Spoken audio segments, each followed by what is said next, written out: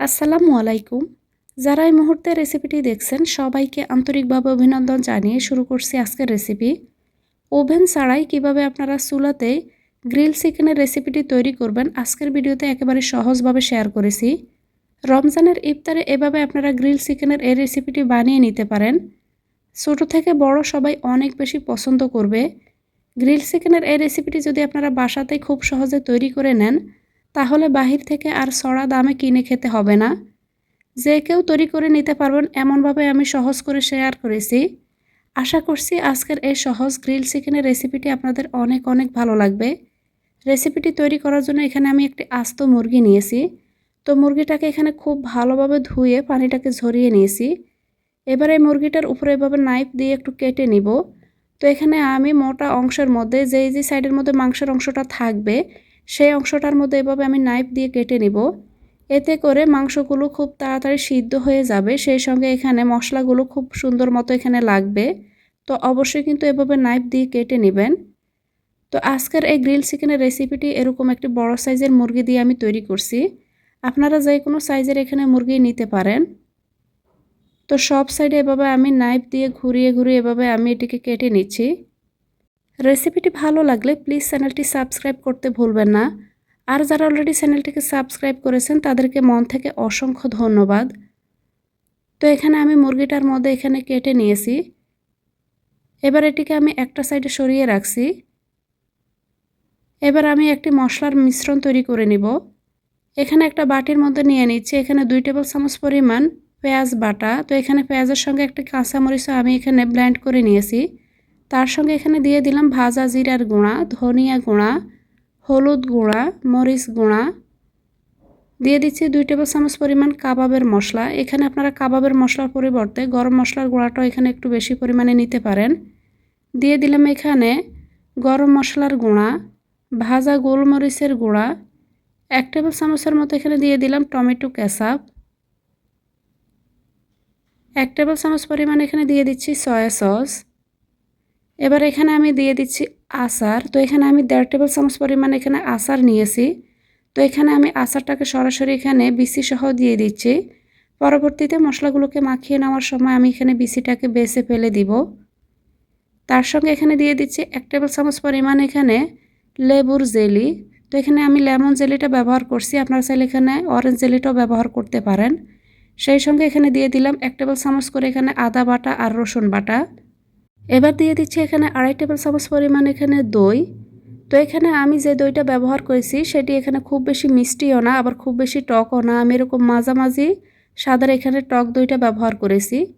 এবার এখানে আমি দিয়ে দিচ্ছি স্বাদ মতো লবণ, সামান্য একটু ফুড কালার। এটি পুরোপুরি অপশনাল, আপনারা না চাইলে এটিকে বাদ দিতে পারেন। এবার এখানে আমি দিয়ে দিচ্ছি 2 টেবিল চামচের মতো সরিষার তেল। এবারে সবগুলো উপকরণ খুব ভালোভাবে মিশিয়ে নিব। মিশিয়ে আমি এখানে ঘন একটি মশলার পেস্ট তৈরি করে নিচ্ছি। তো এখানে আমার মশলাগুলোকে মাখিয়ে নেওয়া হয়ে গিয়েছে। তো এখানে আমি যে জলপাইয়ের আচারটা দিয়েছি সেখানে এখানে কিছুটা বিচি ছিল, বিচিগুলোকে হাত দিয়ে এভাবে আমি বেছে ফেলে দিব।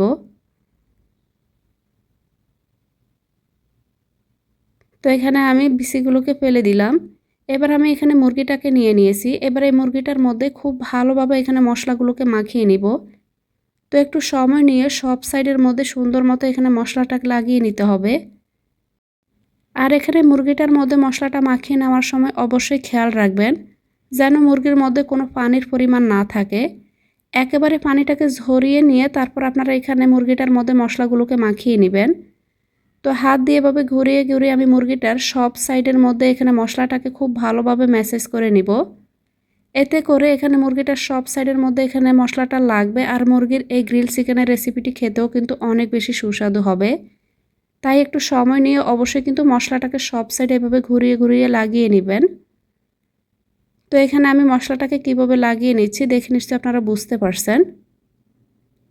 আপনারা চাইলে আমার চ্যানেলটি ভিজিট করে দেখে নিতে পারেন। আমার চ্যানেলে আমি সব ধরনের রান্নার ভিডিও আপলোড দিই।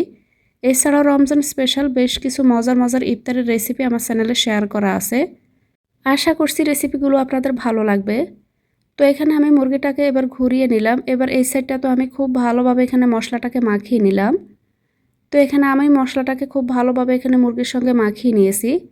এবার এই মুরগিটাকে আমি কমপক্ষে 3 ঘন্টার জন্য এখানে ম্যারিনেট করতে দিব।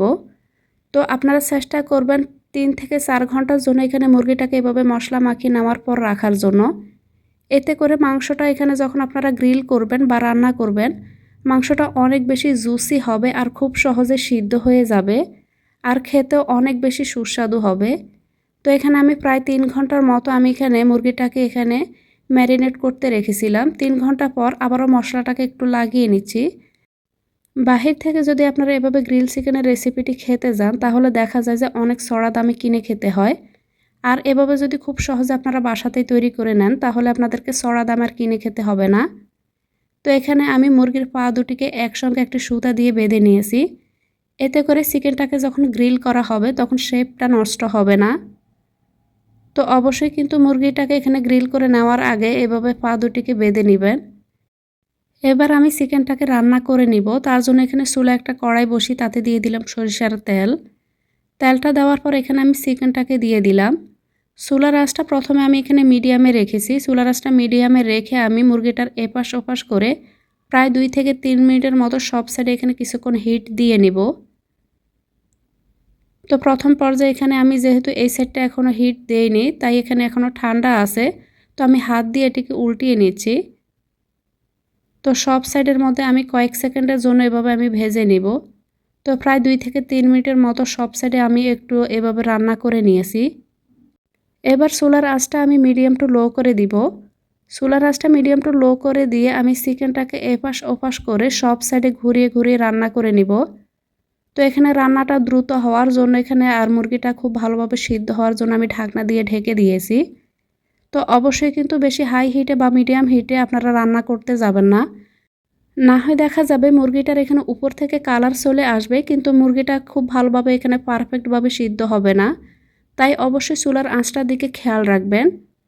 তো এখানে চুলার আঁচটাকে মিডিয়াম টু লো হিটে রেখে এভাবে কিছুক্ষণ পর উল্টে পাল্টে আমি সব সাইডে রান্না করে নিচ্ছি। এই পর্যায়ে এখানে আমি আরও কিছুটা সরিষার তেল অ্যাড করে নিয়েছি। আপনারা চাইলে এখানে সরিষার তেলের পরিবর্তে রেগুলার রান্নার তেল দিয়ে আপনারা মুরগিটাকে রান্না করে নিতে পারেন। আবার চাইলে আপনারা এভাবে মশলাগুলোকে মাখিয়ে আপনারা ওভেনের মধ্যেও গ্রিল করে নিতে পারেন। তো এখানে আমি আজকে চুলাতেই তৈরি করে দেখাচ্ছি। তো একটু সময় নিয়ে এভাবে এপাশ ওপাশ করে আপনারা এখানে চুলাতে যদি এই গ্রিল চিকেনের রেসিপিটি তৈরি করেন তাহলে সব সাইডে এখানে সময় নিয়ে এভাবে আপনারা রান্নাটা করে নেবেন। প্রায় 40 মিনিটের মতো রান্না করার পর দেখতে পাচ্ছেন এখানে চিকেনের কালারটা চেঞ্জ হয়ে গিয়েছে।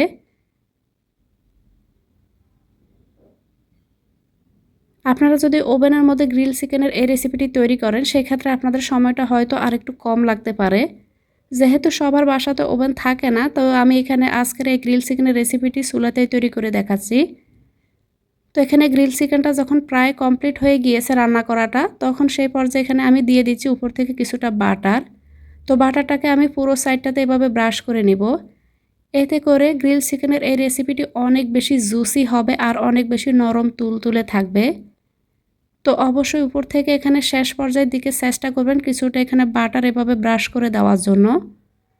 তো এই সাইডটাতে আমি এখানে বাটার লাগিয়ে নিয়েছি। এবার অপর সাইডটা তো আমি সেমভাবে আমি এখানে বাটারটাকে লাগিয়ে নিব। তো চিকেনটাকে এখানে একটু ঘুরিয়ে নিচ্ছি।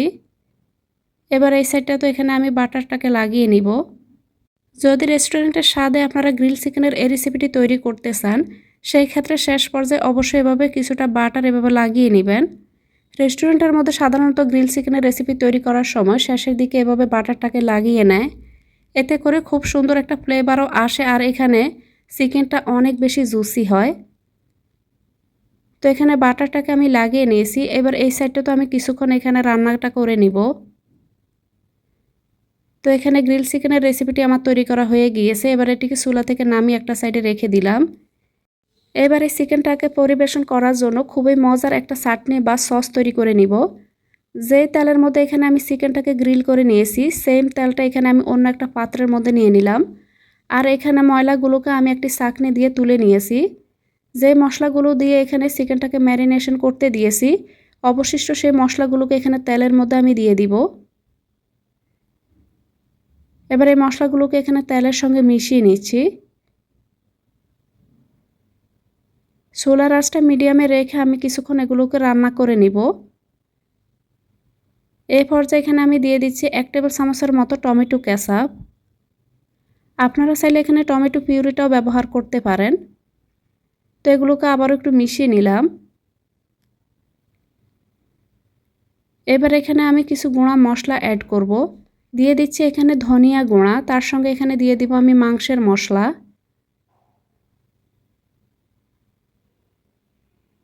এবার এগুলোকে আমি এখানে সসের সঙ্গে খুব ভালোভাবে মিশিয়ে নিচ্ছি। মশলাগুলোকে এখানে আমি কিছুক্ষণ কষিয়ে নিব, যতক্ষণ না পর্যন্ত উপর থেকে এখানে তেলটা ভেসে আসে ততক্ষণ পর্যন্ত মশলাগুলোকে খুব ভালোভাবে কষিয়ে নিচ্ছি। তো অবশ্যই কিন্তু এভাবে মশলাগুলোকে কিছুক্ষণ কষিয়ে নেবেন, এতে করে মশলা থেকে যে কাঁচা গন্ধটা থাকবে সেটি চলে যাবে। কিছুক্ষণ কষিয়ে নেওয়ার পর এবার এখানে আমি দিয়ে দিচ্ছি পানি। তো এখানে প্রথমে অল্প কিছুটা পানি দিয়ে এগুলোকে মিশিয়ে নিব। মিশিয়ে নেওয়ার পর এখানে আমি আরও কিছুটা পানি অ্যাড করছি। তবে খুব বেশি পানি অ্যাড করবেন না, এখানে পরিমাণ মতো সামান্য কিছুটা পানি অ্যাড করবেন, যেন মশলাগুলো খুব ভালোভাবে রান্না করা হয় আর এখানে পানির পরিমাণটাও খুব বেশি না থাকে, সেই অনুযায়ী এখানে পানিটাকে অ্যাড করবেন। তো আবার এগুলোকে আমি মিশিয়ে নিচ্ছি। মিশিয়ে নেওয়া হয়ে গেলে এ পর্যায়ে এখানে আমি অ্যাড করছি ফ্রেশ কিছু ধনিয়া পাতা কুচি। এখানে মশলাগুলো থেকে আবারও যখন তেলটা ছেড়ে দিবে তখন আমি চুলার আঁচটা বন্ধ করে দিব। তো এখানে তেলটা মশলা থেকে না ছাড়া পর্যন্ত এভাবে নেড়ে ছেড়ে আমি এটিকে রান্না করে নিচ্ছি। চুলার আঁচটা এখানে আমি মিডিয়ামের কাছাকাছি রেখেছি। গ্রিল চিকেনের এই রেসিপিটি তৈরি করে নেওয়ার পর অবশিষ্ট মশলাগুলোকে না ফেলে এভাবে আপনারা খুব সুন্দর মতো মজার এই সসটাকে রেডি করে নিতে পারেন। এতে করে আপনারা এখানে চিকেনের সঙ্গে পরিবেশনও করতে পারবেন আর সেই সঙ্গে এখানে মশলাটাকে অপচয় করা হবে না। তো এখানে আমি সসটাকে রেডি করে নিয়েছি। এ পর্যায়ে চুলার আঁচটা আমি বন্ধ করে দিয়েছি। রমজানের ইফতারে এভাবে আপনারা গ্রিল চিকেনের এই রেসিপিটি বাসায় ট্রাই করে দেখতে পারেন। ইফতারিতে এভাবে যদি রেসিপিটি তৈরি করে নেন দেখবেন সবাই অনেক বেশি পছন্দ করবে আর অন্য কোনো কিছু খোঁজ করবে না, শুধুমাত্র এটি দিয়ে দেখবেন খুব তৃপ্তি সহকারে সবাই খেয়ে নেবে। আর এভাবে যদি আপনারা গ্রিল চিকেনের এই রেসিপিটি বাসাতেই তৈরি করেন তাহলে বাহির থেকে আর চড়া দাম কিনে খেতে হবে না। গ্রিল চিকেনের এই রেসিপিটি বাসাতে তৈরি করার সময় আপনাদের হাতের কাছে যদি আচার কিংবা এখানে অরেঞ্জ বা লেমন জেলি কোনোটাই না থাকে, সেই ক্ষেত্রে আপনারা এখানে আচার আর অরেঞ্জ জেলিটা এখানে বাদ দিতে পারেন। তবে এখানে অন্যান্য উপকরণ ঠিক রেখে অবশ্যই এখানে টক দইটা দিবেন। টক দইটা দেওয়ার কারণে এখানে গ্রিল চিকেনের রেসিপিটি অনেক বেশি জুসি হবে। তো আশা করছি আমার আজকের এই সহজ পদ্ধতিতে দেখানো গ্রিল চিকেনের রেসিপিটি আপনাদের অনেক অনেক ভালো লেগেছে। রেসিপিটি আপনাদের কাছে কেমন লেগেছে কমেন্ট করে জানাতে ভুলবেন না। রেসিপিটি ভালো লাগলে প্লিজ ভিডিওতে একটা লাইক দিয়ে চ্যানেলটি সাবস্ক্রাইব করে রাখবেন। এতক্ষণ এই রেসিপিটির সঙ্গে থাকার জন্য সবাইকে অনেক ধন্যবাদ।